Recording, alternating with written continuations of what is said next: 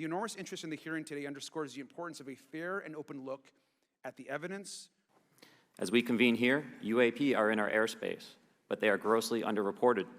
These sightings are not rare or isolated, they are routine.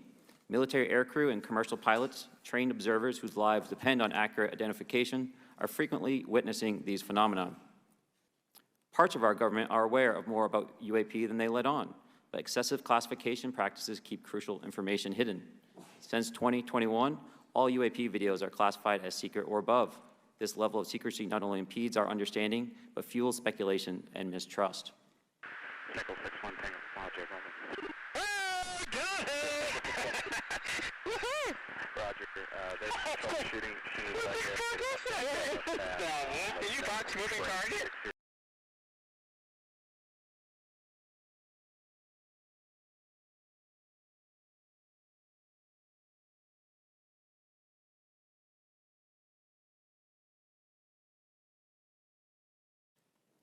In 2014, I was an F-18 Foxtrot pilot in the Navy Fighter Attack Squadron 11, the Red Rippers, and I was stationed at NAS Oceana in Virginia Beach.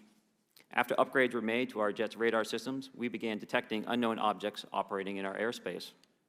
During a training mission in Warning Area Whiskey 72, 10 miles off the coast of Virginia Beach, two F-18 Super Hornets were split by a UAP. The object, described as a dark gray or a black cube inside of a clear sphere, came within 50 feet of the lead aircraft and was estimated to be 5 to 15 feet in diameter. The mission commander terminated the flight immediately and returned to base.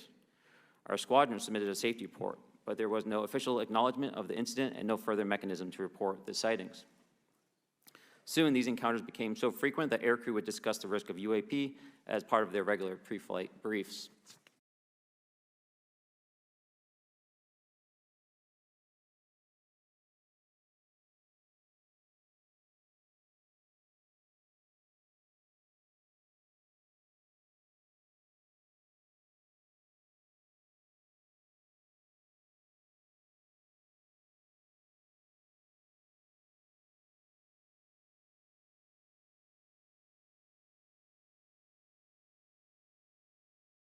Pilots are reporting UAP at altitudes that appear above them at 40,000 feet, potentially in low Earth orbit or in the gray zone below the Kármán line, making inexplainable maneuvers like right-hand turns and retrograde orbits or J-hooks.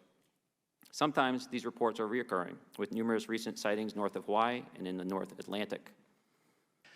As we looked around, we noticed that we saw some whitewater off our right side. It's important to note that the weather on this day was as close to perfect as you could ask for off the coast of San Diego. Clear skies, light winds, calm seas, no whitecaps from waves. So the whitewater stood out in a large blue ocean. All four of us, because we were in F-18Fs, so we had pilots and Wizzo in the back seat, looked down and saw a white tic-tac object with a longitudinal axis pointing north-south and moving very abruptly over the water like a ping-pong ball. As we pulled nose onto the object, within about a half mile of it, it rapidly accelerated in front of us and disappeared. Our wingmen, roughly 8,000 feet above us, lost contact also. We immediately turned back to see where the whitewater was at, and it was gone also. So as we started to turn back towards the east, the controller came up and said, "Sir, you're not going to believe this, but that thing is at your cat point, roughly 60 miles away in less than a minute." You can calculate the speed.